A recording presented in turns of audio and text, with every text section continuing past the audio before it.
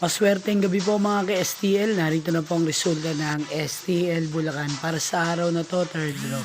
January 12, 2026, araw ng Lunes.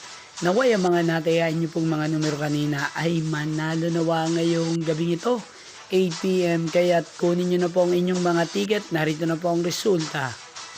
Ang mga numerong nanalo sa STL Bulacan ngayong gabing ito, January 12, 2026, 8 PM, third draw result, 16 at 26 in exact order.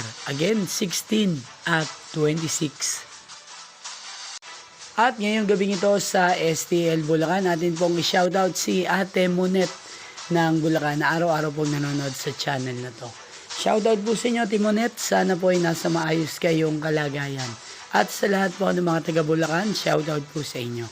Inyo pong napanood ang resulta ng STL Bulacan. Maraming salamat po sa patuloy niyo pong panonood sa aking channel. Magkita-kita pong muli tayo bukas ng alas 11 ng umaga. Thank you for watching.